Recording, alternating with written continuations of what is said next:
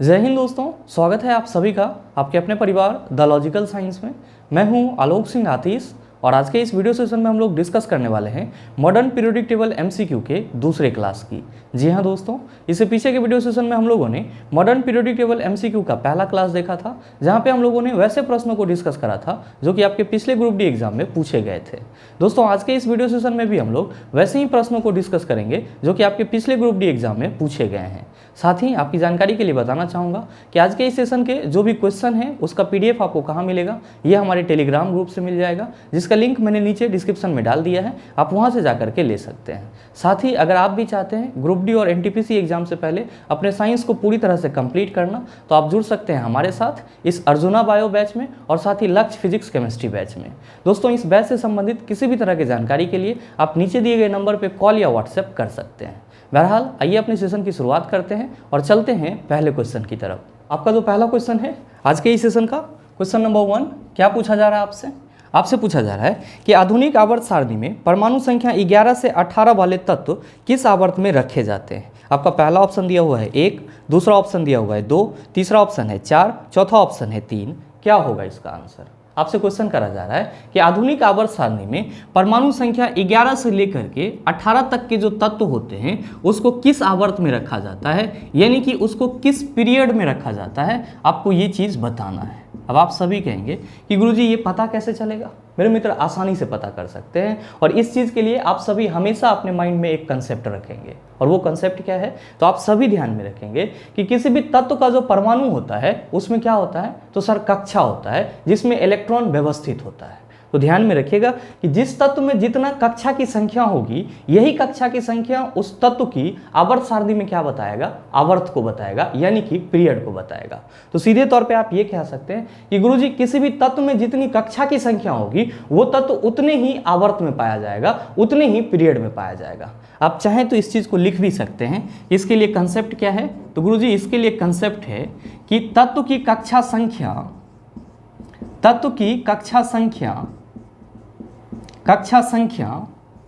आवर्त सारणी में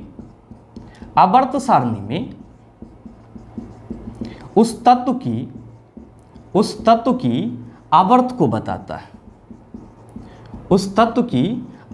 बताता है, जब भी आपको इस टाइप का क्वेश्चन मिले तो आपके माइंड में सिर्फ और सिर्फ यही बात आना चाहिए कि किसी भी तत्व में जितनी कक्षा की संख्या होगी वो तत्व उतने ही आवर्त में पाया जाएगा, उतने ही पीरियड में पाया जाएगा। आप कहेंगे कि गुरुजी किसी भी तत्व में कक्षा की संख्या कितनी होगी, ये चीज़ हमको कैसे पता चलेगा? तो मेरे मित्र, उस तत्व के एटॉमिक नंबर से पता चलेगा। जैसे कि आपके क्वेश्चन में दिया हुआ है कि परमाणु संख्या 11 से लेकर के 18 तक के तत्व आवर्त सारणी के किस आवर्त में पाए जाएंगे। यहाँ पे हम लोग एग्जाम्पल स्वरूप इसकी बात कर लेते हैं। मान लेते हैं थोड़ा देर के लिए कि XYZ आपका कोई तत्व है जिसका परमाणु संख्या कितना है? 11 है। हमको यहाँ पे क्या पता करना है? कक्षा की संख्या पता करना है। ध्यान दीजिएगा कि जब हम लोग 11 परमाणु संख्या वाले तत्व की बात करते हैं तो हम लोग क्या कहते हैं कि गुरुजी 11 परमाणु संख्या जो है वो सोडियम का होता है। किसका होता है? सोडियम का होता है। तो आप सभी क्या कहेंगे कि गुरुजी जब यहाँ पे हमारा सोडियम तत्व है तो जाहिर सी बात है कि यहाँ पे क्या होगा? परमाणु होगा। तो मेरे मित्र, हम लोग यहाँ पे क्या करते हैं कि सोडियम के लिए एक परमाणु की संरचना तैयार करते हैं। आप सभी क्या कहते हैं कि गुरुजी परमाणु जो होता है वो गोलीय होता है।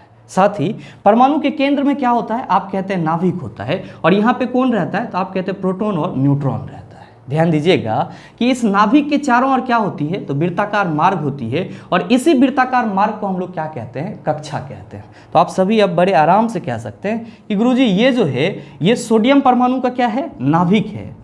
क्या है? नाभिक है। और साथ ही साथ ये जो है ये क्या है? तो गुरुजी सोडियम परमाणु का कक्षा है, जिसको हम लोग इंग्लिश में क्या कहते हैं? सेल कहते हैं। मेरे मित्र, ध्यान दीजिएगा कि नाभिक से सटा हुआ जो कक्षा होता है उसका हम लोग क्या नाम रखते हैं? तो आप सभी ध्यान में रखेंगे, इसको हम लोग के कक्षा बोलते हैं। क्या बोलते हैं? के कक्षा बोलते हैं। और ये क्या होता है? आपका पहला कक्षा होता है। क्यों? क्योंकि जब भी हम लोग किसी भी परमाणु में कक्षा संख्या को काउंट करते हैं तो परमाणु के नाभिक से करते हैं। तो जो नाभिक से सटा हुआ कक्षा होता है वो क्या होता है? पहला कक्षा होता है। तो लीजिए, ये आपका क्या हो गया? पहला कक्षा। ये क्या हो जाएगा? दूसरा कक्षा। ये क्या हो जाएगा? तीसरा कक्षा। ध्यान दीजिएगा, पहले कक्षा को के कहते हैं और दूसरे कक्षा को क्या कहते हैं? एल कहते हैं और तीसरे कक्षा को हम लोग एम कहते हैं, चौथे कक्षा को एन कहते हैं और इसी तरह से आगे बढ़ते चले जाते हैं। आप सभी कहेंगे कि गुरुजी ये बताओ कि प्रत्येक कक्षा में कितना इलेक्ट्रॉन रहता होगा? क्योंकि ये बात तो पहले से ही क्लियर है कि जब परमाणु के नाभिक में प्रोटॉन और न्यूट्रॉन होगा तो जाहिर सी बात है कि इलेक्ट्रॉन कहाँ घूमेगा, तो गुरुजी इलेक्ट्रॉन इसके वृत्ताकार मार्ग में घूमेगा, यानी कि इलेक्ट्रॉन इसके कक्षा में घूमेगा। तो अब सवाल ये है कि किसी भी परमाणु के एक कक्षा में कुल इलेक्ट्रॉन की संख्या कितनी होगी। मेरे मित्र आप सभी ध्यान में रखेंगे कि किसी एक कक्षा में जो अधिकतम इलेक्ट्रॉन की संख्या होगी, किसी एक कक्षा में अधिकतम इलेक्ट्रॉन की जो संख्या होगी वो कितना होगा, तो आप सभी याद रखना 2n² होगा। कितना होगा, 2n² होगा। ध्यान दीजिएगा n यहाँ पे क्या है, कक्षा संख्या है। जैसे हम लोग यहाँ पे क्या कह रहे हैं, ये जो हमारा k है ये क्या है, पहला कक्षा है। तो अगर हम लोग n = 1 लेते हैं तो आप सभी क्या कहेंगे कि गुरुजी 2 × 1 का स्क्वायर हो जाएगा। यानी कि हम कह सकते हैं कि पहला कक्षा में अधिकतम इलेक्ट्रॉन कितना रह सकता है, 2 रह सकता है। साथ ही ध्यान दीजिएगा कि जब हम लोग दूसरे कक्षा की बात करेंगे तो n = 2 हो जाएगा। आप क्या कहेंगे कि गुरुजी 2 × 2 का स्क्वायर हो जाएगा और ये क्या हो जाएगा, 8 हो जाएगा। दूसरे कक्षा में आपका अधिकतम इलेक्ट्रॉन कितना रहेगा, आप कहेंगे 8 रहेगा। अगर आप तीसरे कक्षा की बात करेंगे तो क्या कहेंगे कि गुरुजी तीसरे कक्षा में n = 3 हो जाएगा और ये हो जाएगा 2 × 3 का स्क्वायर। मतलब क्या हो गया कि तीसरे कक्षा में हमारा कितना इलेक्ट्रॉन रहेगा, 18 इलेक्ट्रॉन रहेगा। मतलब अब आपका ये चीज क्लियर हो गया कि किसी परमाणु के एक कक्षा में अधिकतम इलेक्ट्रॉन कितना रह सकता है। ध्यान दीजिएगा कि जब आप यहाँ पे ये कह रहे हैं कि सोडियम का परमाणु संख्या 11 होता है तो जाहिर सी बात है कि हम लोग परमाणु संख्या को किससे रिप्रेजेंट करते हैं, तो गुरुजी Z से रिप्रेजेंट करते हैं। और परमाणु संख्या किसके बराबर होता है, तो आप कहते हैं प्रोटॉन की संख्या के बराबर होता है। और साथ ही साथ आप क्या कहते हैं कि गुरुजी किसी परमाणु में जितना प्रोटॉन होता है उतना ही इलेक्ट्रॉन भी होता है। तो जाहिर सी बात है कि हम लोग यहाँ पे Z = P = E भी कह सकते हैं। आप कहेंगे बिल्कुल सर। मेरे मित्र ध्यान दीजिएगा कि यहाँ पे परमाणु संख्या 11 है, परमाणु संख्या कितना है, 11 है। तो आप सभी क्या कहेंगे कि गुरुजी यहाँ पे इलेक्ट्रॉन की संख्या भी क्या है, 11 है। क्यों, क्योंकि हम लोग कहते हैं परमाणु संख्या प्रोटॉन की संख्या के बराबर होती है और प्रोटॉन संख्या इलेक्ट्रॉन की संख्या के बराबर होती है। तो आप कहेंगे कि गुरुजी हमको यहाँ पे तो इलेक्ट्रॉन तो मिल गया कि हमको कितना इलेक्ट्रॉन को व्यवस्थित करना है, तो 11 इलेक्ट्रॉन को व्यवस्थित करना है। ध्यान दीजिएगा कि पहले कक्षा में अधिकतम इलेक्ट्रॉन कितना रहेगा, आप कहेंगे 2। तो लीजिए आपके पास 11 इलेक्ट्रॉन था, आपने 2 इसमें रख दिया। अब आपके पास कितना बचा, आप कहेंगे गुरुजी 9 बचा। आपके दूसरे कक्षा में अधिकतम इलेक्ट्रॉन कितना रह सकता है, आप कहेंगे कि गुरुजी 8 रह सकता है। हमारे पास 9 है तो हम यहाँ पे 8 डाल दे रहे हैं। आपके पास कितना बचा, 1। वो कहाँ चला जाएगा, तो गुरुजी ये तीसरे कक्षा में चला जाएगा। ध्यान दीजिएगा ये जो आपका सोडियम है जिसका परमाणु संख्या 11 है, इसके लिए अगर आप कक्षा में इलेक्ट्रॉन की व्यवस्था की बात करेंगे तो आप क्या कहेंगे, आप सभी कहेंगे कि गुरुजी सोडियम परमाणु के कक्षा में जो इलेक्ट्रॉन व्यवस्थित होगा वो पहले कक्षा में 2 इलेक्ट्रॉन होगा, दूसरे कक्षा में कितना होगा, 8, तीसरे कक्षा में कितना होगा, 1।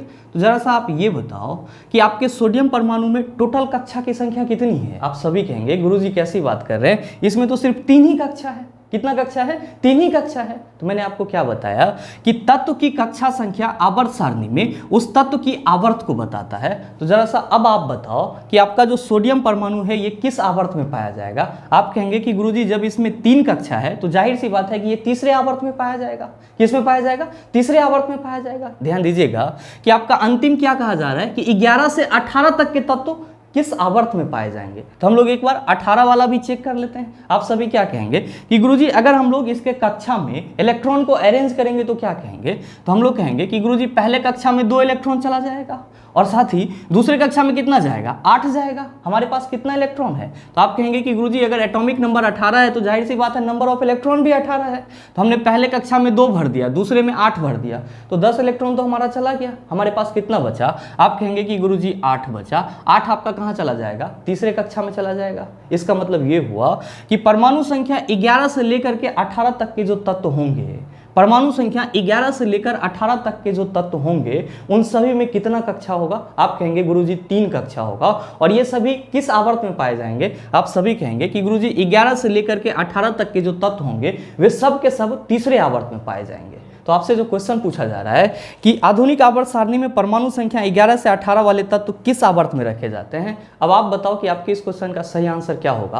आप सभी कहेंगे कि गुरुजी ऑप्शन नंबर डी हो जाएगा। मेरे मित्र हमेशा ध्यान में रखिएगा कि जब भी आपको किसी तत्व के आवर्त सारणी में आवर्त की बात की जाए, किसी तत्व के आवर्त सारणी में आवर्त की बात की जाए कि वो किस आवर्त में होगा, तो आप वहां पे क्या सोचेंगे, आप वहां पे सोचेंगे कि उस तत्व में जितनी कक्षा होगी वो उतने ही आवर्त में पाया जाएगा। उम्मीद करते हैं समझ पाए होंगे।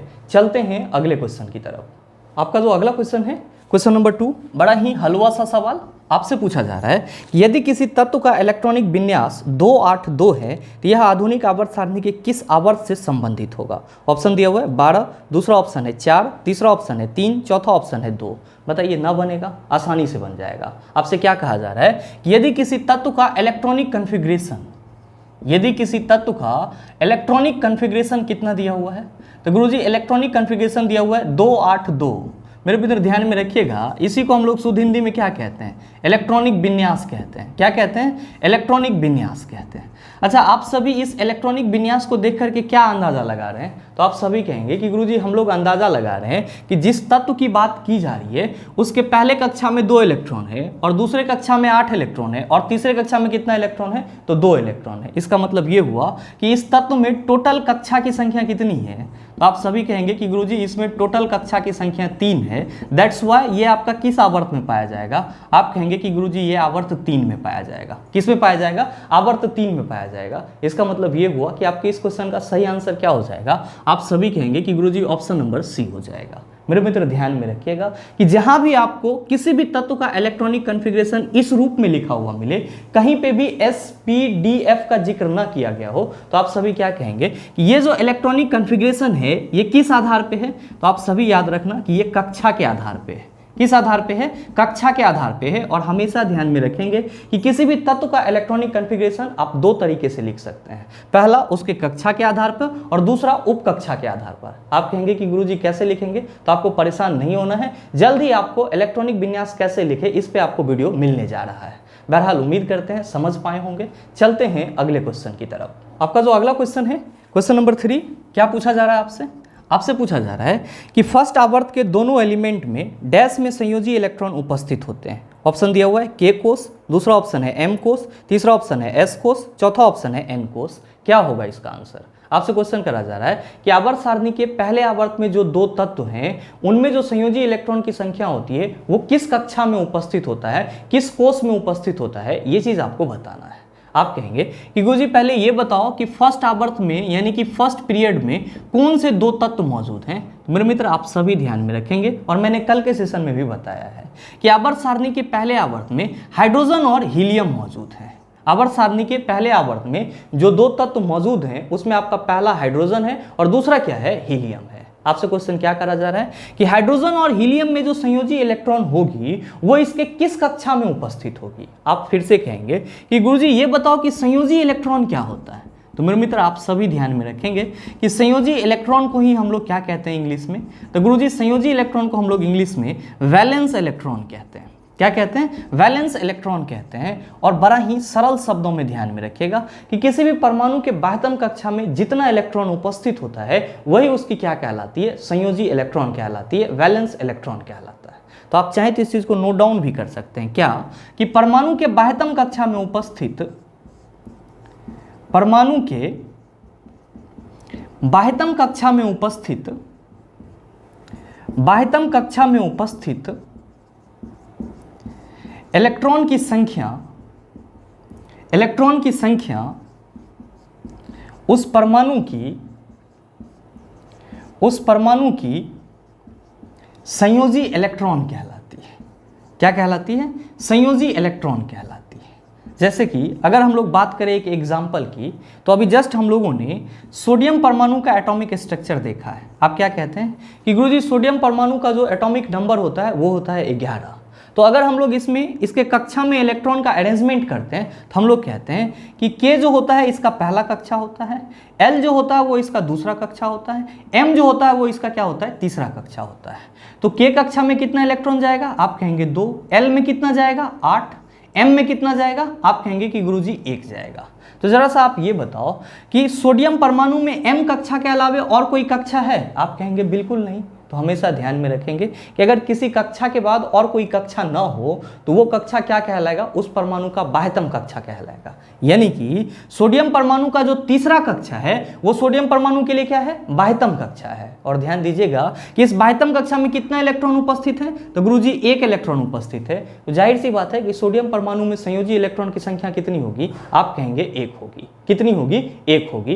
तो हमेशा ध्यान में रखेंगे कि किसी भी परमाणु के बाह्यतम कक्षा में जितना इलेक्ट्रॉन उपस्थित होगा या किसी परमाणु के बाह्यतम कक्षा में उपस्थित इलेक्ट्रॉन की संख्या क्या कहलाएगी? संयोजी इलेक्ट्रॉन यानी कि वैलेंस इलेक्ट्रॉन कहलाएगी। बात किसकी की जा रही है? हाइड्रोजन और हीलियम की जा रही है। आप सभी क्या कहते हैं कि गुरुजी हाइड्रोजन का एटॉमिक नंबर होता है 1, जबकि हीलियम का एटॉमिक नंबर कितना होता है? 2। आप कहेंगे गुरुजी अब ये सॉल्व हो जाएगा, बड़े ही आराम से सॉल्व हो जाएगा। जब हम लोग हाइड्रोजन और हीलियम के लिए कक्षा के आधार पर इलेक्ट्रॉन का अरेंजमेंट करेंगे तो हम सीधे तौर पे कह सकते हैं कि गुरुजी हाइड्रोजन के पहले कक्षा के में जाना तो चाहिए 2 इलेक्ट्रॉन, लेकिन इसके पास है कितना? तो गुरुजी 1 ही है, तो ये 1 इलेक्ट्रॉन आपका किस में चला जाएगा? के कक्षा में चला जाएगा। आप सभी क्या कहेंगे कि गुरुजी ना तो हाइड्रोजन के पास अब और ज्यादा इलेक्ट्रॉन है और ना ही इसको और ज्यादा कक्षा की जरूरत है, यानी कि हाइड्रोजन का जो पहला कक्षा के होगा वही इसका क्या होगा? आप कहेंगे कि गुरुजी बाह्यतम कक्षा हो जाएगा। क्या हो जाएगा? बाह्यतम कक्षा हो जाएगा। जरा सा आप ये बताओ कि हाइड्रोजन में संयोजी इलेक्ट्रॉन की संख्या कितनी होगी? आप कहेंगे कि गुरुजी 1 होगी। कितनी होगी? 1 होगी। और वो किस कक्षा में होगा? आप कहेंगे कि गुरुजी के सेल में होगा, यानी कि के कोष में होगा। साथ ही ध्यान दीजिएगा, अगर हम लोग यहाँ पे हीलियम की बात करें तो आप सभी क्या कहेंगे? आप सभी कहेंगे कि गुरुजी हीलियम का एटॉमिक नंबर 2 होता है और हम सबों को मालूम है कि अगर हीलियम के लिए हम लोग इलेक्ट्रॉन की व्यवस्था करेंगे इसके कक्षा में तो पहले कक्षा में कितना इलेक्ट्रॉन रह सकता है? आप कहेंगे कि गुरुजी 2 रह सकता है, क्योंकि इसके पास 2 इलेक्ट्रॉन है ही और 2 इलेक्ट्रॉन इसके पहले कक्षा में चला ही गया, तो ना तो इसके पास अब और इलेक्ट्रॉन है और ना ही इसको और अलग से कक्षा की जरूरत है। इसका मतलब ये हुआ कि हीलियम का जो पहला कक्षा के है यही इसका क्या है? बाह्यतम कक्षा है। यही इसका क्या है? बाह्यतम कक्षा है। और अगर आप बात करेंगे हीलियम के संयोजी इलेक्ट्रॉन की तो आप क्या कहेंगे कि गुरुजी 2 हो जाएगा। कितना हो जाएगा? 2 हो जाएगा। और ये दोनों ही इलेक्ट्रॉन किस कक्षा में उपस्थित हैं? आप कहेंगे कि गुरुजी के कक्षा में उपस्थित हैं। तो आपसे जो क्वेश्चन पूछा जा रहा है कि फर्स्ट आवर्त के दोनों ही एलिमेंट के जो संयोजी इलेक्ट्रॉन होते हैं वो किस कोष में उपस्थित होते हैं? आप कहेंगे कि गुरुजी दोनों ही एलिमेंट के जो संयोजी इलेक्ट्रॉन होते हैं वो के सेल यानी कि के कोष में उपस्थित होते हैं और इसीलिए हमारे इस क्वेश्चन का सही आंसर क्या होगा? ऑप्शन नंबर ए हो जाएगा। साथ ही आप सभी ध्यान में रखेंगे कि हीलियम जो है ये क्या है आपका? तो एक अक्रिय गैस है। क्या है? अक्रिय गैस है। तो आप सभी ये मत याद कर लेना कि हीलियम में संयोजी इलेक्ट्रॉन की संख्या 2 होती है, इसकी संयोजकता भी 2 होगी। बिल्कुल ही गलत बात है। हमेशा ध्यान में रखेंगे कि जितने भी अक्रिय गैस होते हैं, जितने भी अक्रिय गैस होते हैं उसकी संयोजकता कितनी होती है? तो गुरुजी उसकी संयोजकता 0 होती है। कितनी होती है? 0 होती है। हाँ, अगर संयोजी इलेक्ट्रॉन की बात करेंगे तो उसके बाह्यतम कक्षा में जितना इलेक्ट्रॉन उपस्थित होगा वो उसका क्या कहलाएगा? संयोजी इलेक्ट्रॉन कहलाएगा। ध्यान में रखिएगा, संयोजी इलेक्ट्रॉन और संयोजकता दोनों अलग अलग बात है। संयोजी इलेक्ट्रॉन का मतलब क्या हुआ कि किसी परमाणु के बाह्यतम कक्षा में कितना इलेक्ट्रॉन उपस्थित है, और संयोजकता का मतलब क्या हुआ तो किसी भी परमाणु के द्वारा कितना इलेक्ट्रॉन का त्याग या ग्रहण किया जाता है। क्योंकि जितने भी अक्रिय गैस होते हैं वो ना तो इलेक्ट्रॉन का लॉस करते हैं और ना ही गेन करते हैं, इसीलिए इसकी संयोजकता कितनी होती है? तो गुरुजी इसकी संयोजकता 0 होती है। लेकिन संयोजी इलेक्ट्रॉन की बात करते हैं तो हम लोग क्या कहते हैं? तो गुरुजी इसके बाह्यतम कक्षा में 2 इलेक्ट्रॉन उपस्थित होता है, तो हम ये कह सकते हैं कि इसमें वैलेंस इलेक्ट्रॉन 2 है। तो ये दोनों डिफरेंस आप याद रखेंगे, आपके लिए बहुत ही उपयोगी है। उम्मीद करते हैं समझ पाए होंगे। चलते हैं अगले क्वेश्चन की तरफ। आपका जो अगला क्वेश्चन है, क्वेश्चन नंबर 4, क्या पूछा जा रहा है आपसे? आपसे पूछा जा रहा है कि आवधिकता शब्द से क्या तात्पर्य है? ऑप्शन दिया हुआ है, यह रासायनिक गुणों की पुनरावृत्ति है। दूसरा ऑप्शन है यह निश्चित अंतराल के बाद समान गुणों की पुनरावृत्ति है। तीसरा ऑप्शन है यह निश्चित अंतराल के बाद कुछ गुणों की पुनरावृत्ति है। और चौथा ऑप्शन है यह निश्चित अंतराल के बाद समान तत्वों की पुनरावृत्ति है। बताइए क्या होगा इसका आंसर? मेरे मित्र आप सभी कहेंगे कि गुरुजी आपने पीछे के सेशन में बताया था कि जहां भी आवधिकता लिखा हुआ मिले इसको हमको क्या समझना है? इसको हमको आवर्त समझना है। क्या समझना है? आवर्त समझना है। ध्यान दीजिएगा कि अगर हम यहाँ पे नियम लगा दें तो क्या हो जाएगा? आवर्त नियम हो जाएगा। और आप कहेंगे कि गुरुजी अगर आवधिकता के बाद नियम लगा दिया जाए तो क्या हो जाएगा? आवधिकता नियम हो जाएगा। ध्यान दीजिएगा कि अगर हम लोग बात करते हैं आधुनिक आवर्त नियम की, किसकी बात करते हैं? आधुनिक आवर्त नियम की या फिर आधुनिक आवधिकता नियम की, तो हम सभी क्या कहते हैं? हम सभी कहते हैं कि गुरुजी आधुनिक आवर्त नियम जो है वो कहता है कि तत्वों का गुण उसके परमाणु संख्या का आवर्त फलन होता है। क्या होता है? आवर्त फलन होता है। ध्यान दीजिएगा कि यहाँ पे जो आपका आवर्त है इसको आप आवधिकता भी बोल सकते हैं। क्या बोल सकते हैं? आवधिकता या फिर आवधिक भी बोल सकते हैं। तो अब आपका ये क्या हो जाएगा नियम? आप कहेंगे कि गुरुजी अब हम लोग पढ़ेंगे कि तत्वों का गुण उसके परमाणु संख्या का आवधिक फलन होता है। क्या होता है, आवधिक फलन होता है। और जब आप इसको एक्सप्लेन करते हैं तो आप सभी क्या कहते हैं, आप सभी कहते हैं कि गुरुजी इसका मतलब ये हुआ कि तत्वों को अगर उसके बढ़ते हुए परमाणु संख्या के क्रम में सजाया जाए, तत्वों को अगर उसके बढ़ते हुए परमाणु संख्या के क्रम में सजाया जाए तो एक निश्चित अंतराल के बाद तत्वों के गुणों में पुनरावृत्ति देखने को मिलती है, यानी कि रिपीटेशन देखने को मिलता है। मतलब साफ है कि यहाँ पे जो आवधिकता शब्द की बात की जा रही है, इसका मतलब क्या हुआ, इसका मतलब हुआ कि एक निश्चित अंतराल के बाद तत्वों के गुणों में पुनरावृत्ति देखने को मिलती है या फिर तत्वों के गुणों में पुनरावृत्ति है। तो आपसे जो क्वेश्चन पूछा जा रहा है कि आवधिकता शब्द से क्या तात्पर्य है, पहला ऑप्शन दिया हुआ है यह रासायनिक गुणों की पुनरावृत्ति है। आप सभी क्या कहेंगे कि गुरुजी तत्वों का जो गुण यहाँ पे लिखा हुआ है तो इस गुण के अंतर्गत भौतिक और रासायनिक दोनों आ जाता है, भौतिक और रासायनिक दोनों आ जाता है। इसका मतलब यह हुआ कि हमारा जो पहला ऑप्शन है उसमें सिर्फ और सिर्फ रासायनिक गुण की चर्चा की गई है, पहला ऑप्शन आपका क्या हो जाएगा, खत्म हो जाएगा यहीं पे। दूसरा ऑप्शन है यह निश्चित अंतराल के बाद समान गुणों की पुनरावृत्ति है। आप कहेंगे कि गुरुजी हमारे इस क्वेश्चन का सही आंसर यही है। ध्यान दीजिएगा, तीसरा ऑप्शन क्या कह रहा है, यह निश्चित अंतराल के बाद कुछ गुणों की पुनरावृत्ति है। आप कहेंगे बिल्कुल ही गलत है, क्योंकि कुछ गुणों की पुनरावृत्ति नहीं होती है, जो उसका समान गुण होता है उसका रिपीटेशन होता है। तो आप कहेंगे गुरुजी तीसरा ऑप्शन भी चला गया। चौथा ऑप्शन है यह निश्चित अंतराल के बाद समान तत्वों की पुनरावृत्ति होती है, समान तत्व का रिपीटेशन नहीं होता है, तत्वों के गुणों का रिपीटेशन होता है। तो आपका चौथा ऑप्शन भी चला गया। तो आप बताइए सही आंसर क्या हो जाएगा। आप सभी कहेंगे कि सर जी सही आंसर ऑप्शन नंबर बी हो जाएगा। उम्मीद करते हैं समझ पाए होंगे। चलते हैं अगले क्वेश्चन की तरफ। आपका जो अगला क्वेश्चन है, क्वेश्चन नंबर 5, बड़ा ही हलवा सा सवाल ये भी आपसे पूछा जा रहा है कि उन 3 तत्वों को नामित करें जिनके सबसे बाहरी सेल में केवल एक इलेक्ट्रॉन होता है। ऑप्शन दिया हुआ है मैग्नीशियम, कैल्शियम और बेरियम। दूसरा ऑप्शन है लिथियम, सोडियम और पोटेशियम। तीसरा ऑप्शन है हीलियम, नियॉन और आर्गन। चौथा ऑप्शन है मैग्नीशियम, हीलियम और नियॉन। क्या होगा इसका आंसर। आपसे क्वेश्चन करा जा रहा है कि आपके इन चारों ऑप्शन में से कौन सा ऐसा 3 तत्व है जिसके बाह्यतम सेल में केवल और केवल एक इलेक्ट्रॉन है। आप सभी क्या कहेंगे कि गुरुजी अगर हम लोग ऑप्शन के अनुसार इसको टिक करना चाहेंगे तो हमारे पहले ऑप्शन में मैग्नीशियम दिया हुआ है, साथ ही साथ और क्या दिया हुआ है, कैल्शियम दिया हुआ है, और क्या दिया हुआ है, बेरियम दिया हुआ है। ध्यान में रखिएगा कि मैग्नीशियम का एटॉमिक नंबर कितना होता है, 12 होता है। कैल्शियम का कितना होता है, 20 होता है। बेरियम का कितना होता है, 56 होता है। जब आप इसका इलेक्ट्रॉनिक कॉन्फ़िगरेशन निकालेंगे तो आप क्या कहेंगे कि गुरुजी मैग्नीशियम के पहले कक्षा में 2 इलेक्ट्रॉन जाएगा, दूसरे कक्षा में कितना जाएगा, 8 जाएगा, और तीसरे कक्षा में कितना जाएगा, तो गुरुजी 2 जाएगा। अगर आप कैल्शियम की बात करेंगे तो कहेंगे पहले कक्षा में 2 जाएगा, दूसरे कक्षा में 8, तीसरे में कितना जाएगा, तो गुरुजी 8 ही जाएगा, और चौथे में कितना चला जाएगा, तो 8 8 16 2 18, 2 बच रहा है तो चौथे में कितना चला जाएगा, तो गुरुजी 2 चला जाएगा। साथ ही अगर आप बेरियम की बात करेंगे तो क्या कहेंगे, आप कहेंगे कि गुरुजी इसके पहले कक्षा में 2 इलेक्ट्रॉन जाएगा, दूसरे कक्षा में 8 इलेक्ट्रॉन जाएगा, तीसरे में कितना जाएगा, 18, चौथे में कितना जाएगा, तो गुरुजी 18 ही जाएगा, पांचवें में कितना जाएगा, 8 जाएगा, और छठे में कितना जाएगा, 2 जाएगा। आप क्या देख रहे हैं कि इन सभी तत्वों के बाह्यतम कक्षा में कितना इलेक्ट्रॉन उपस्थित है, 2। लेकिन आपसे क्या पूछा जा रहा है कि किसमें केवल और केवल बाह्यतम कक्षा में 1 इलेक्ट्रॉन उपस्थित है। तो आपका पहला ऑप्शन तो गलत हो गया। आपका दूसरा ऑप्शन क्या है, दूसरा ऑप्शन है लिथियम, सोडियम और साथ में क्या है, पोटेशियम। ध्यान दीजिएगा, लिथियम का एटॉमिक नंबर 3, तो पहले कक्षा में 2 इलेक्ट्रॉन, दूसरे कक्षा में 1 इलेक्ट्रॉन।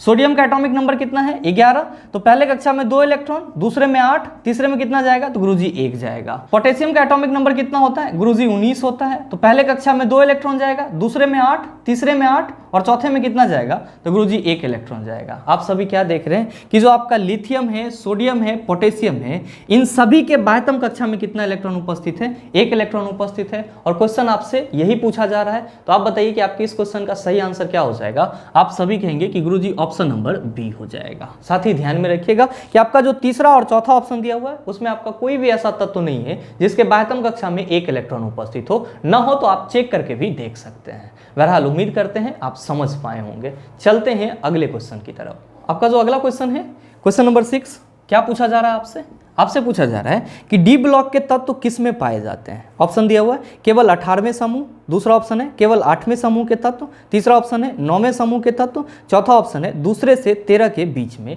क्या होगा इसका आंसर। आपसे क्वेश्चन करा जा रहा है कि डी ब्लॉक एलिमेंट किसे बोला जाता है, डी ब्लॉक एलिमेंट किसे बोला जाता है। मेरे मित्र आप सभी क्या कहेंगे, गुरुजी आपने पीछे के सेशन में बताया है कि जो हमारा पीरियोडिक टेबल है और उसमें जो तत्व उपस्थित हैं उन सभी को 4 ब्लॉक में बांटा गया है। कितने ब्लॉक में बांटा गया है, 4 ब्लॉक में बांटा गया है। कौन कौन सा, तो पहला हो जाता है गुरुजी एस ब्लॉक, दूसरा हो जाता है पी ब्लॉक, तीसरा हो जाता है डी ब्लॉक और चौथा हो जाता है एफ ब्लॉक। एफ ब्लॉक के बारे में हम लोग क्या कहते हैं? तो गुरुजी आवर्त सारणी में जो लेंथेनाइड और एक्टेनाइड है, आवर्त सारणी में जो लेंथेनाइड और एक्टेनाइड है वो एफ ब्लॉक के तत्व कहलाते हैं, यानी कि एफ ब्लॉक एलिमेंट कहलाते हैं। साथ ही जो आपका पी ब्लॉक एलिमेंट होता है वो कहां से कहां तक होता है? आप कहते हैं कि गुरुजी वर्ग 13 से लेकर के 18 तक के जो तत्व होते हैं उसको क्या बोला जाता है? पी ब्लॉक एलिमेंट बोला जाता है। और जब आप एस ब्लॉक एलिमेंट की बात करते हैं तो कहते हैं कि गुरुजी वर्ग 1 से 2 तक के जो तत्व होते हैं उसको एस ब्लॉक एलिमेंट बोला जाता है। और जब हम लोग डी ब्लॉक एलिमेंट की बात करते हैं तो वर्ग 3 से 12 तक के जो तत्व होते हैं वो आपका क्या कहलाता है? डी ब्लॉक एलिमेंट कहलाता है। आपसे क्वेश्चन क्या पूछा जा रहा है? क्वेश्चन पूछा जा रहा है कि डी ब्लॉक के तत्व किस में पाए जाते हैं। आपका पहला ऑप्शन दिया हुआ है केवल 18वें समूह। आप सभी क्या कहेंगे कि गुरुजी वर्ग 13 से 18 तक के जो तत्व होते हैं वो पी ब्लॉक एलिमेंट कहलाते हैं। तो जो 18वें समूह के तत्व होंगे वो क्या कहलाएंगे? पी ब्लॉक एलिमेंट कहलाएंगे। यानी कि हमारा पहला ऑप्शन क्या है? गलत है। आपका दूसरा ऑप्शन क्या है कि केवल 8वें समूह के तत्व। आप सभी क्या कहेंगे कि गुरुजी जब वर्ग 3 से लेकर 12 तक की बात करेंगे तो इसमें तो बहुत सारा ग्रुप आ जाएगा, यहाँ पे केवल 8वें समूह का तत्व कहना क्या है? बिल्कुल ही गलत है। यानी कि आपका दूसरा ऑप्शन भी क्या हो जाएगा? गलत हो जाएगा। तीसरा ऑप्शन क्या है? 9वें समूह के तत्व। आप फिर से क्या कहेंगे कि गुरुजी ये ऑप्शन भी गलत है, क्योंकि यहाँ भी पार्टिकुलर ग्रुप की चर्चा की जा रही है, जबकि हम सबों को मालूम है कि डी ब्लॉक के जो एलिमेंट होंगे वो वर्ग 3 से लेकर के 12 तक के तत्व कहलाएंगे। इसका मतलब जो 4 का तत्व होगा वो भी डी ब्लॉक कहलाएगा, जो आपका 5वें वर्ग का तत्व होगा वो भी क्या कहलाएगा? डी ब्लॉक कहलाएगा, जो 6ठे वर्ग का तत्व होगा वो भी क्या कहलाएगा? तो गुरुजी डी ब्लॉक कहलाएगा। यानी कि आपका ऑप्शन ए बी सी तीनों ही क्या है सर? पूरी तरह से गलत है।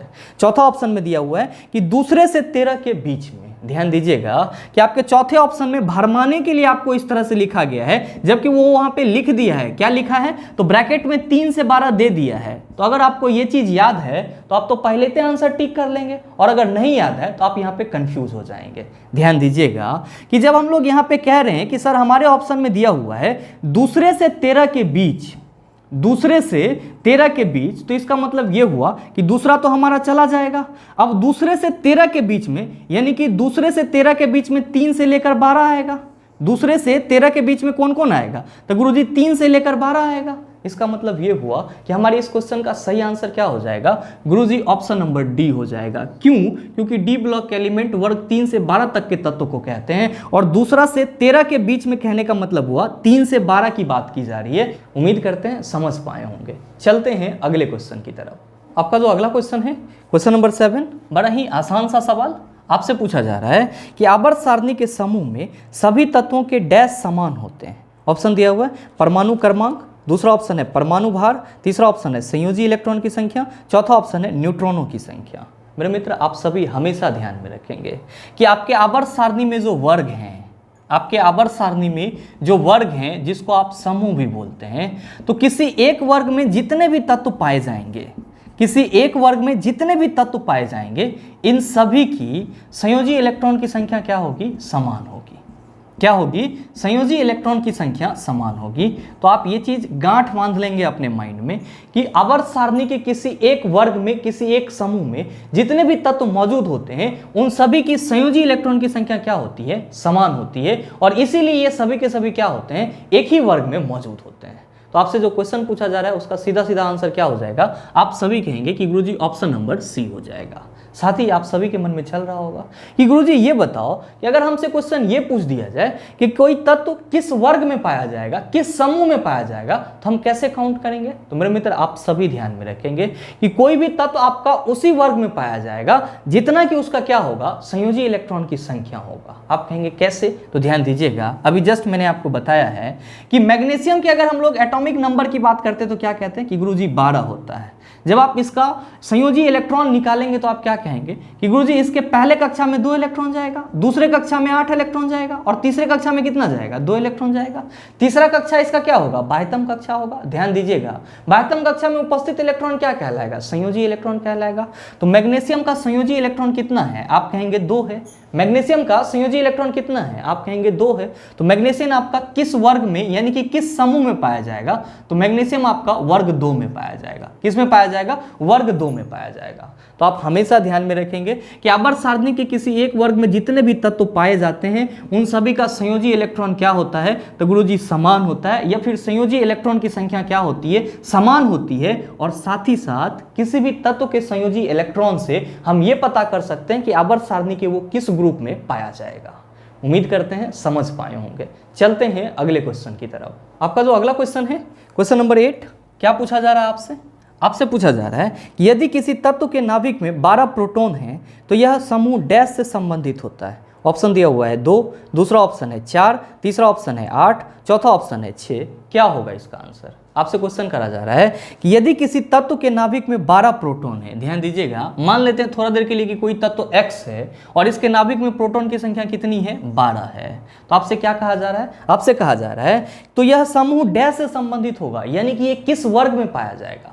मेरे मित्र आप सभी क्या कहेंगे कि गुरुजी जब इस X तत्व में 12 प्रोटॉन हैं तो जाहिर सी बात है कि इसमें इलेक्ट्रॉन की भी संख्या कितनी होगी। आप कहेंगे कि गुरुजी इसमें इलेक्ट्रॉन की संख्या भी 12 हो जाएगी। भाई मेरे, जब आपको इलेक्ट्रॉन की संख्या यहाँ पे मालूम चल गया तो आप यहाँ पे संयोजी इलेक्ट्रॉन भी निकाल सकते हो। आप कहेंगे बिल्कुल निकाल सकते हैं। ध्यान दीजिएगा कि अगर आपके पास 12 इलेक्ट्रॉन है तो आप क्या कहेंगे कि गुरुजी पहले कक्षा में 2 इलेक्ट्रॉन रखेंगे, दूसरे में हम लोग 8 रखेंगे, तीसरे में कितना रखिएगा, तो गुरुजी 2 रखेंगे। जरा सा आप ये बताइए कि क्या तीसरे कक्षा के बाद भी और कोई कक्षा होगा? आप कहेंगे बिल्कुल नहीं। तीसरा कक्षा क्या कहलाएगा? आप कहेंगे बाह्यतम कक्षा। बाह्यतम कक्षा में कितना इलेक्ट्रॉन उपस्थित है? तो आप कहेंगे कि गुरुजी 2 इलेक्ट्रॉन उपस्थित है।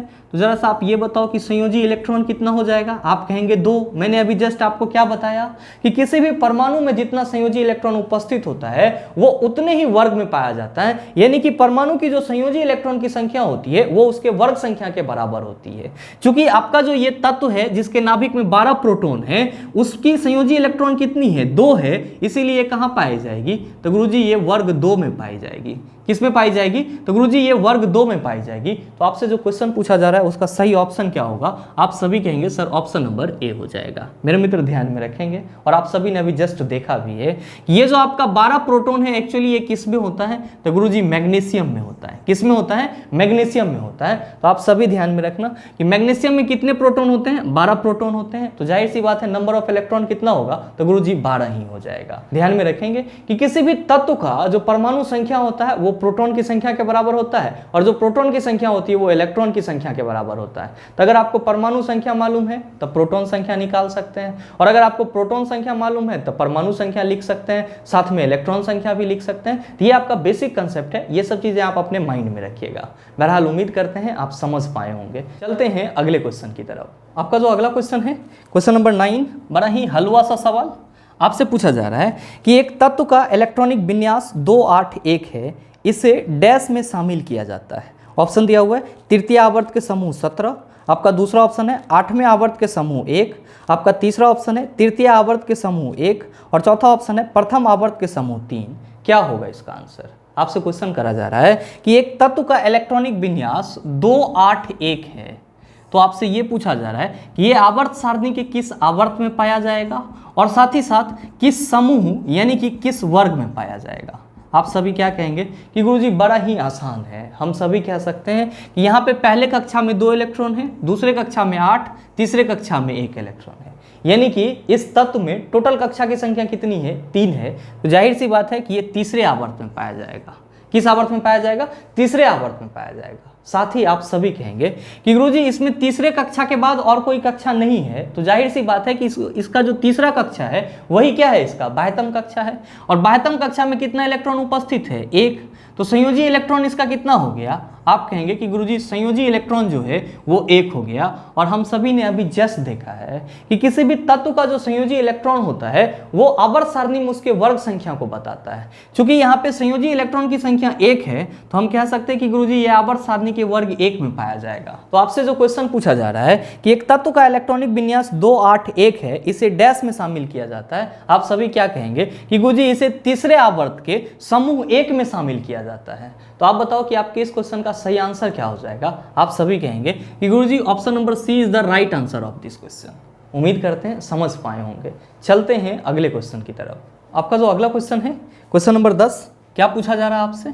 आपसे पूछा जा रहा है कि नीचे दी गई किस परमाणु संख्या वाले तत्व के रासायनिक गुण मैग्नीशियम के समान होते हैं? ऑप्शन दिया हुआ है 19, दूसरा ऑप्शन है 13, तीसरा ऑप्शन है 11, चौथा ऑप्शन है 4। आपसे क्वेश्चन करा जा रहा है कि आपके ऑप्शन में 4 तत्वों की परमाणु संख्या दी गई है और इस चारों तत्वों में से कौन से तत्व का गुण मैग्नीशियम के समान होगा। आप कहेंगे ये कैसे पता करेंगे, आसानी से कर सकते हैं। ध्यान दीजिएगा कि आपके क्वेश्चन में कहा जा रहा है कि जो आपके ऑप्शन में 4 तत्वों की परमाणु संख्या दी गई है उसमें से किसका गुण मैग्नीशियम के समान होगा। तो मेरे मित्र आप सभी पहले तो ये ध्यान में रखिएगा कि आवर्त सारणी के किसी एक वर्ग में, आवर्त सारणी के किसी एक वर्ग में जितने भी तत्व पाए जाते हैं, आवर्त सारणी के किसी एक वर्ग में जितने भी तत्व पाए जाते हैं सभी का रासायनिक गुण क्या होता है, तो गुरुजी समान होता है। रासायनिक गुण क्या होता है, समान होता है। तो हम सबों को यहाँ पे क्या पता करना होगा, हम सबों को ये पता करना होगा कि मैग्नीशियम आवर्त सारणी के किस वर्ग में पाया जाता है। और फिर हम लोग क्या चेक करेंगे, तो अपने ऑप्शन के इलेक्ट्रॉनिक कॉन्फ़िगरेशन से ये चेक कर लेंगे कि कौन सा तत्व जो है वो मैग्नीशियम वाले आवर्त में पाया जाता है और हमारा सही आंसर आ जाएगा। ध्यान दीजिएगा कि मैग्नीशियम का एटॉमिक नंबर कितना होता है, आप कहेंगे 12। अगर आप इसके इलेक्ट्रॉनिक कॉन्फ़िगरेशन की बात करेंगे तो कहेंगे पहले कक्षा में 2 जाएगा, दूसरे कक्षा में 8 इलेक्ट्रॉन और तीसरे में कितना जाएगा, तो गुरुजी 2 जाएगा। यानी कि मैग्नीशियम जो है वो आपके किस वर्ग का एलिमेंट है, तो वर्ग 2 का तत्व है। तो जाहिर सी बात है कि आपके चारों ऑप्शन में जो तत्वों का परमाणु संख्या दिया गया है उसमें से जो भी तत्व वर्ग 2 में पाया जाएगा उसका रासायनिक गुण किसके जैसा होगा, आप कहेंगे मैग्नीशियम के जैसा होगा। ध्यान दीजिएगा कि आपका पहला ऑप्शन क्या दिया हुआ है, तो पहला ऑप्शन में तत्वों की परमाणु संख्या 19 दिया हुआ है, मतलब साफ है कि पोटेशियम की बात की जा रही है। जब हम लोग कॉन्फ़िगरेशन करेंगे तो क्या कहेंगे कि गुरुजी ये हो जाएगा 2 8 8 1। आप क्या कहेंगे कि गुरुजी ये तो पहले वर्ग में पाया जाएगा, क्यों, क्योंकि इसके 12वीं कक्षा में 1 इलेक्ट्रॉन है और संयोजी इलेक्ट्रॉन वर्ग की संख्या को बताता है। तो सर ये तो हमारा नहीं होगा। आपका दूसरा ऑप्शन है 13, आप सभी क्या कहेंगे कि गुरुजी ये तो एल्युमिनियम के लिए होता है और ये हो जाएगा 2 8 3। आप क्या कहेंगे कि गुरुजी यहाँ पे इसके 12वीं कक्षा में 3 इलेक्ट्रॉन है, यानी कि ये वर्ग 3 में पाया जाएगा, यानी कि ये भी नहीं होगा। आपका तीसरा ऑप्शन क्या है, तीसरा ऑप्शन है आपका 11। आप कहेंगे कि गुरुजी सोडियम की बात की जा रही है, सोडियम के लिए 2 8 1 लिखते हैं, इसका संयोजी इलेक्ट्रॉन 1 है, ये किस में पाया जाएगा, वर्ग 1 में पाया जाएगा। आप कहेंगे कि गुरुजी ये भी नहीं होगा। आपका चौथा ऑप्शन क्या है, तो चौथा ऑप्शन है 4। ध्यान दीजिएगा कि 4 परमाणु संख्या किस तत्व की होती है, आप कहेंगे बेरिलियम की। जब आप बेरिलियम के लिए इलेक्ट्रॉनिक कॉन्फ़िगरेशन लिखेंगे तो आप क्या कहेंगे कि गुरुजी पहले कक्षा में 2 इलेक्ट्रॉन जाएगा, क्योंकि इसके पास 4 ही है तो दूसरे कक्षा में भी कितना चला जाएगा, तो गुरुजी 2 चला जाएगा। ध्यान दीजिएगा कि इसका दूसरा कक्षा क्या हो जाएगा, आप कहेंगे इसके बाद और कोई कक्षा ना है तो दूसरा कक्षा ही 22वीं कक्षा होगा, मतलब साफ है कि बेरिलियम में संयोजी इलेक्ट्रॉन की संख्या कितनी है। आप कहेंगे कि गुरुजी बेरिलियम में संयोजी इलेक्ट्रॉन की संख्या 2 है, तो ये हमारा किस वर्ग में पाया जाएगा, तो गुरुजी वर्ग 2 में पाया जाएगा। तो आपसे जो क्वेश्चन पूछा जा रहा है कि नीचे दी गई किस परमाणु संख्या वाले तत्व के रासायनिक गुण मैग्नीशियम के समान होते हैं, आप सभी क्या कहेंगे कि गुरुजी जिस तत्व का परमाणु संख्या 4 होगा उसका गुण किसके समान होगा, तो मैग्नीशियम के समान होगा। क्यों, क्योंकि दोनों सेम वर्ग में पाए जाएंगे। तो आप बताइए सही आंसर क्या हो जाएगा, आप सभी कहेंगे कि गुरुजी सही आंसर ऑप्शन नंबर डी हो जाएगा। उम्मीद करते हैं समझ पाए होंगे। चलते हैं अगले क्वेश्चन की तरफ। आपका जो अगला क्वेश्चन है, क्वेश्चन नंबर 11, क्या पूछा जा रहा है आपसे, आपसे पूछा जा रहा है कि एक तत्व का इलेक्ट्रॉनिक विन्यास 2 8 2 है, यह आधुनिक आवर्त सारणी में डैश समूह में है। ऑप्शन दिया हुआ है 5 में, दूसरा ऑप्शन है 8 में, तीसरा ऑप्शन है 12 में और चौथा ऑप्शन है दूसरे। क्या होगा इसका आंसर। मेरे मित्र मैंने आपको इतना कंसेप्ट दे दिया है कि मेरे ख्याल से आप इस क्वेश्चन को देखते ही आंसर अपने मन में कर लिए होंगे और इस क्वेश्चन का आंसर मैं आप सबों के ऊपर छोड़ता हूं। इस क्वेश्चन का सही आंसर क्या होगा आप सभी नीचे कमेंट करके जरूर बताएंगे, आपके कमेंट का इंतजार रहेगा। बहरहाल चलते हैं अगले क्वेश्चन की तरफ। आपका जो अगला क्वेश्चन है, क्वेश्चन नंबर 12, क्या पूछा जा रहा है आपसे, आपसे पूछा जा रहा है कि तत्वों ए बी सी डी और ई जिनका परमाणु क्रमांक क्रमशः 2 3 7 10 और 30 है में से कौन सा तत्व समान आवर्त से संबंधित होता है। ऑप्शन दिया हुआ है ए डी ई, दूसरा ऑप्शन है बी सी डी, तीसरा ऑप्शन है ए बी सी, चौथा ऑप्शन है बी डी ई। क्या होगा इसका आंसर। आप सभी कहेंगे कि गुरुजी आसानी से बना सकते हैं। क्यों, क्योंकि जितने भी तत्व की चर्चा की गई है उन सभी का यहाँ पे एटॉमिक नंबर दे दिया गया है। तो जब यहाँ पे एटॉमिक नंबर दे दिया गया है तो हमको इलेक्ट्रॉन नंबर अपने आप मालूम है और जब हमको इलेक्ट्रॉन नंबर मालूम है तो हमको क्या करना होगा, यहाँ पे तो अलग अलग कक्षा में इलेक्ट्रॉन को वितरित करना होगा और जैसे ही हमको कक्षा की संख्या पता चलेगी हमको आवर्तों की संख्या भी पता हो जाएगी। ध्यान दीजिएगा कि आपका यहाँ पे 5 तत्व कौन कौन सा है, ए है, बी है, सी है, डी है और ई है।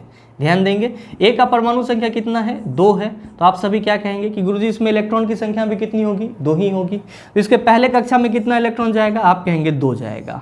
अब इसके पास ना तो ज़्यादा इलेक्ट्रॉन है और ना ही इसको ज़्यादा कक्षा की जरूरत है, मतलब साफ है कि आपका जो पहला तत्व ए है इसमें कक्षा की संख्या कितनी है, आप कहेंगे कि गुरुजी 1 है। तो ये आपका किस आवर्त में पाया जाएगा, आप कहेंगे आवर्त 1 में पाया जाएगा। ध्यान दीजिएगा कि आपका दूसरा तत्व क्या है, बी, और इसका एटॉमिक नंबर कितना दिया हुआ है, 3।